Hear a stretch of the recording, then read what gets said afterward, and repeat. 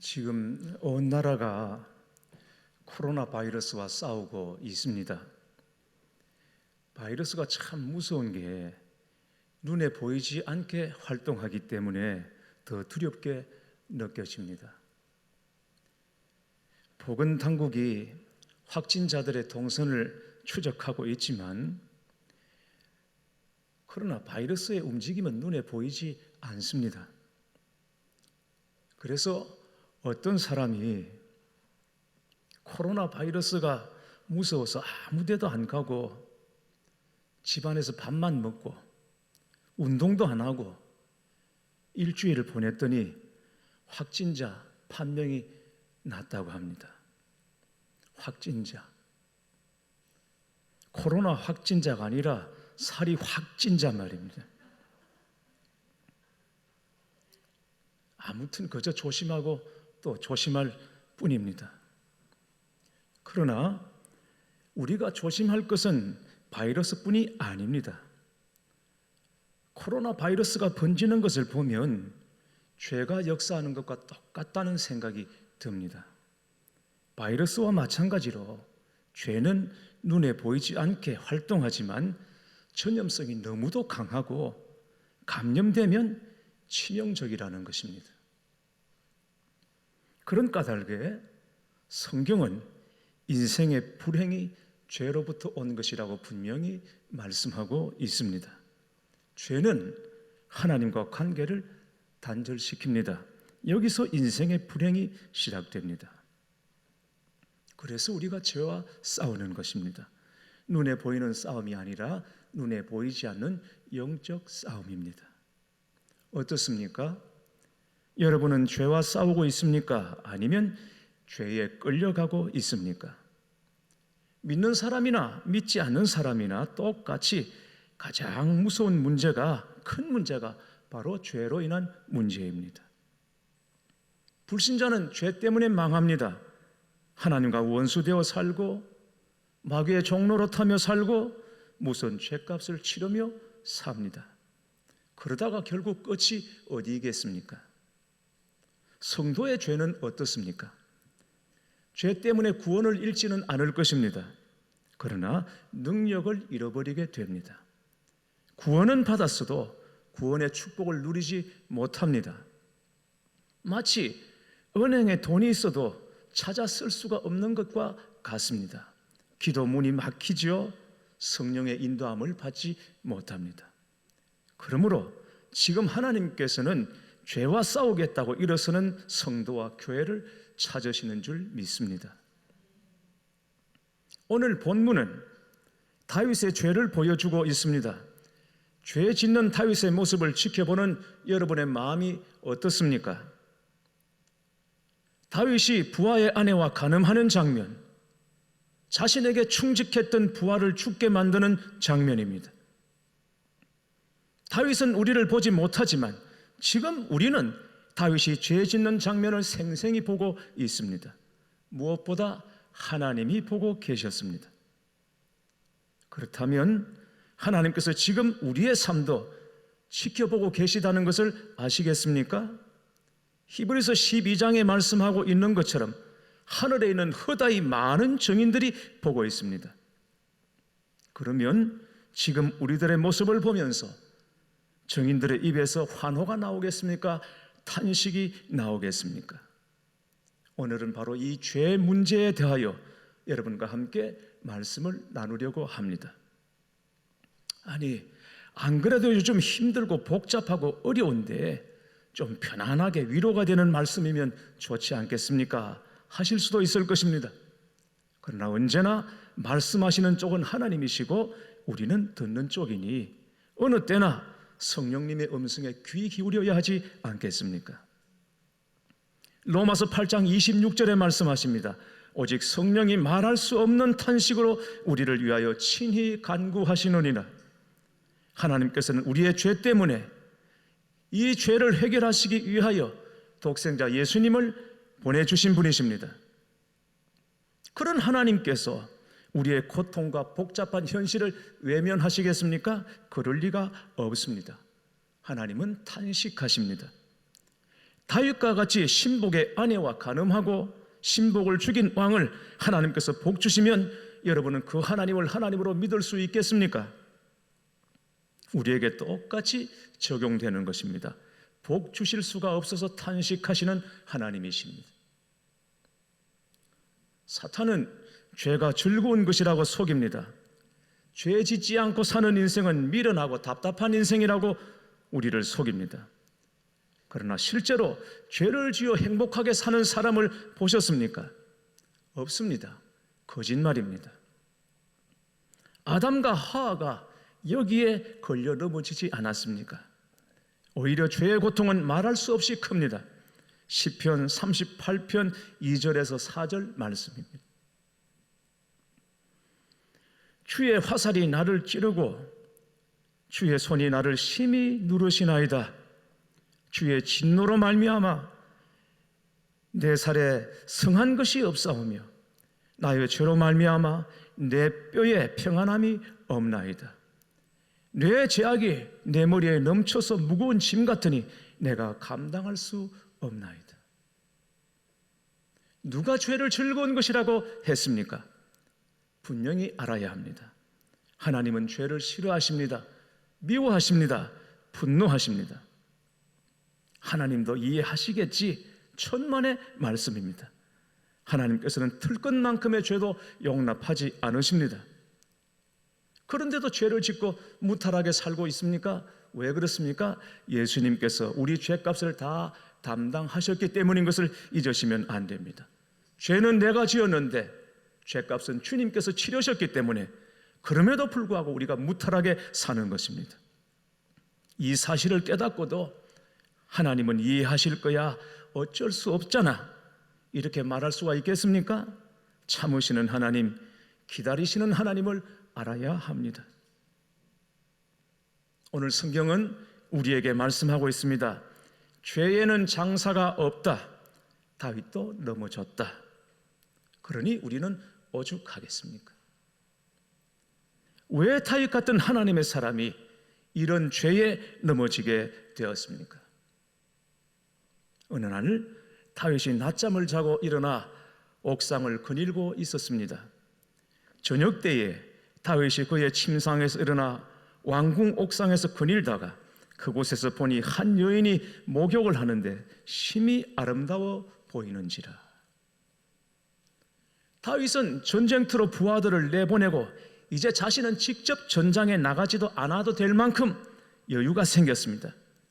그래서 왕궁에 남아 낮잠을 자다가 초저녁쯤에 일어나 옥상을 거닐며 무료한 시간을 달래고 있었습니다. 그때 다윗의 눈에 목욕하는 한 여인이 들어왔습니다. 그랬다면 즉시 눈을 거두고 옥상에서 내려와야 했습니다. 그러나 다윗은 거의 묵상하는 수준으로 지켜보고 있었습니다. 자, 여러분 말씀을 보십시오. 2절 하반절입니다. 한 여인이 목욕을 하는데 심히 아름다워 보이는지라. 자, 여러분 목욕하는 여인이 아름답다고 했습니까? 아름다워 보인다고 했습니까? 목욕하는 여인이 아름답다는 것이 아니라 아름다워 보인다고 했습니까? 누구 눈에? 다윗의 눈에 아름다워 보여. 그러나 다윗의 눈을 믿을 수가 없습니다. 왜냐하면 이 상황이 아름다운지 아닌지 분간할 수가 없는 상황입니다. 여러분 생각해 보십시오. 세상 어느 나라 왕궁이 여염집과 붙어 있겠습니까? 경호 문제로 그럴 수가 없는 것입니다. 왕궁과 여염집은 경호 문제로 멀리 떨어질 수밖에 없습니다. 게다가 다윗이 일어나 옥상을 거닐던 시각이 저녁 때였습니다. 어둡습니다. 그때는 가로등이 있는 것도 아니고 조명이 따로 있는 것도 아닙니다. 그러니 거리도 있고 날도 어둡고 어떻게 아름답다고 느낄 수가 있겠습니까? 아름다운지 아닌지 분간할 수가 없는 것입니다. 그리고 더더욱 성경을 보시면 진짜 아름다운 여인은 성경에 아름답다고 다 밝혀주고 있어요. 아브라함의 아내 사레가 아리따웠고, 이삭의 아내 리브가가 아리따웠고, 야곱은 라헬을 얻기 위해 14년 종살이를 할 만큼 그 미모가 아리따웠다고 다 알려주고 있습니다. 그러나 밧세바에 대하여는 그런 말이 없습니다. 물론 밧세바의 인물이 좋았다 아니다를 말하자는 것이 아니라 다윗의 마음이 이미 유혹에 넘어가고 말았다는 것입니다. 유혹에 넘어가니까 목욕하는 여인의 실루엣만 보고도 아름답다고 그렇게 느꼈던 것입니다. 다윗이 사람을 보내서 여인이 누구인지를 알아보았더니 우리아의 아내였습니다. 그때 다윗은 자신의 욕망이 이루어질 수 없는 것임을 알고 돌이켜야 했습니다. 왜냐하면 우리아는 자신의 충직한 신복이었기 때문입니다. 그러나 다윗은 결국 밧세바를 불러들여 동침하고 맙니다. 부지 중에 일어난 실수가 아니라 계획적으로 저지른 죄였습니다. 밧세바가 임신을 했습니다. 그러자 다윗은 자신의 부정을 덮기 위해 치밀하게 알리바이를 꾸미기 시작합니다. 전장에 있던 우리아를 불러내어 특별 휴가를 주고 밧세바와 아내와 동침하게 합니다. 그러나 우리아는 병사들이 전쟁 중에 있는데 내가 어찌 내 집에 들어가 편히 자겠나, 내 아내와 잠을 자겠나 거절하고 밖에서 잠을 잤습니다. 그러자 다윗은 우리아를 죽이기로 작정하고 최고 격전지로 그를 보내 끝내 죽게 만듭니다. 있을 수가 없는 일입니다.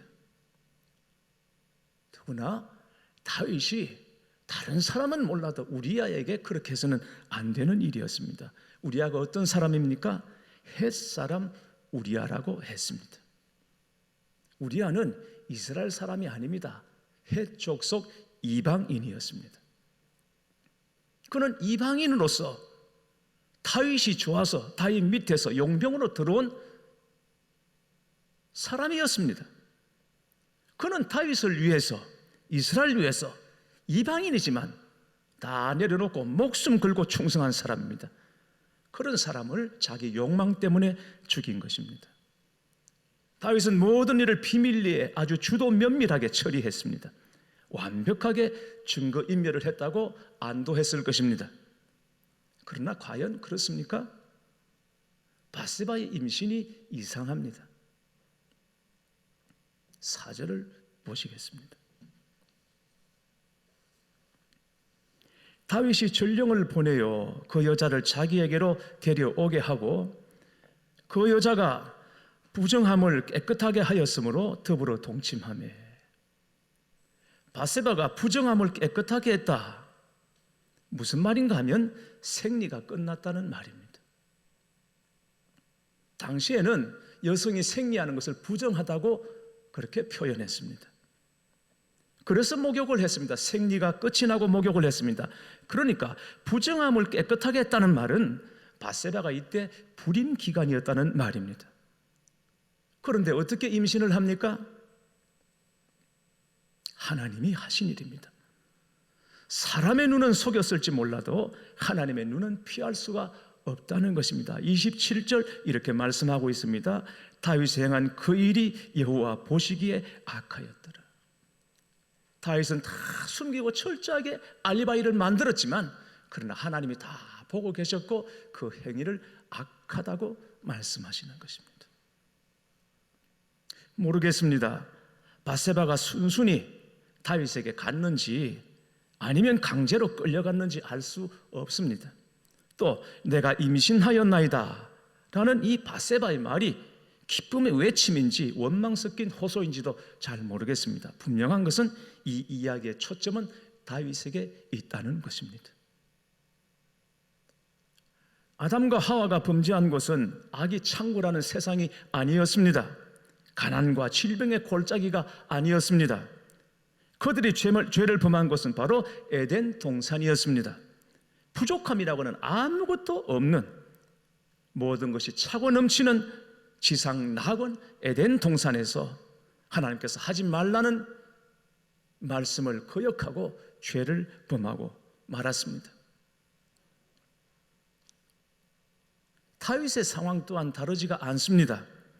하나님께서 다윗에게 허락하신 왕국이 그에게는 에덴 동산과 같은 것입니다. 자신의 명령 한마디에 안 되는 것이 없고 군대는 백전백승 천하무적이었습니다. 그러나 다윗은 그 에덴에서 죄에 빠지고 만 것입니다. 베들레헴 들판에서 어린 나이에 양을 칠 때, 사울의 칼날을 피해 정처 없이 피해 다닐 때, 그때에도 다윗은 하나님과의 친밀함을 유지했었습니다. 그런데 어느덧 여유가 생겼습니다. 직접 전쟁에 나가지 않아도 될 만큼 권력이 안정적이었습니다. 그래서 낮잠을 자고 늦게 일어나 옥상을 어슬렁거립니다. 그러나 이때가 정말 위험한 때였습니다. 사울에게 쫓길 때, 대적들과 싸울 때, 그때가 위험한 때가 아니라 마음을 잡고 있던 끈을 풀어놓은 이때가 정말 위험한 때라는 것입니다. 하나님을 벗어난 마음은 무언가 자극적인 것을 자꾸 욕망하기 때문인 것입니다. 바세바가 다윗을 유혹하려는 의도가 있었다고 볼 수도 있습니다. 그러나 유혹이 문제가 아닙니다. 유혹 없는 세상은 어디에도 없습니다. 설령 무인도에 떨어졌다 할지라도 거기에도 유혹은 있을 것입니다. 중요한 것은 다윗이 마음을 풀어놓았다는 것. 바로 여기서 다윗은 실패한 것입니다. 패배한 것입니다. 그렇지 않을 것 같은 사람들이 무너지는 것을 지금도 많이 볼 수 있습니다. 지금 여러분을 매혹시키는 것은 무엇입니까? 그것은 하나님 보시기에도 아름다운 것입니까? 은밀한 유혹을 즐기고 있지 않습니까? 행하지만 않으면 죄가 아니라고 죄를 마음속에 품고 키워가고 있지 않습니까? 습관적으로 죄를 지으면서도 형식적인 회개를 반복할 뿐 죄를 가볍게 넘기고 있지는 않습니까? 만약 다윗이 바세바와 간호한 후에 그 사실을 고백했더라면 아마 다윗의 왕위는 곤두박질 치고 말았을지도 모릅니다. 다윗도 어떤 결과가 일어날까 생각해보면 두려워서 용기가 나지 않았을 것입니다. 어떻게 해서든지 덮어버리고 비밀리에 처리하고 싶었을 것입니다. 그러나 우리아를 죽이고 유지한 왕권 때문에 다윗이 행복했습니까? 이제 보시면 알겠습니다만 차라리 왕위에서 내려올지라도 그때 회개하고 끝을 냈어야 좋았을 것입니다. 바세바 사이에 낳은 아들이 7일 만에 죽습니다. 자녀들 사이에 근친상간 사륙의 참변이 일어납니다. 아들이 아버지를 대항하여 반역을 일으키는 등 말할 수 없는 고통을 겪게 되는 것입니다. 사랑하는 교회 여러분, 품은 죄가 무서운 것을 알아야 합니다. 마귀는 끊임없이 죄 지을 생각을 넣어줍니다. 그러므로 우리도 끊임없이 우리 마음을 지켜야 합니다. 근신하고 깨어 있어야 합니다. 죄의 유혹에서 시선을 돌려서 십자가를 바라보아야 합니다. 유혹이 찾아오기 쉬운 환경에 계속 머물러 계시면 안 됩니다. 보디발의 아내가 유혹할 때 겉옷을 버려두고 피했던 요셉처럼 단호하게 죄된 자리에서 피해야 합니다. 불교 가정에서 자란 어느 성도님은 중학교 2학년 때 담임 선생님의 전도로 교회를 나가기 시작했습니다. 고3 때는 집에서 쫓겨날 정도로 신앙생활을 열심히 했다고 합니다. 그러나 어른이 되어서 부모님의 반대가 없어지면서 거꾸로 주님과 멀어지기 시작했습니다. 그리고 믿지 않는 사람과 결혼을 하고 정말 주님 없는 것처럼 마음대로 살았습니다.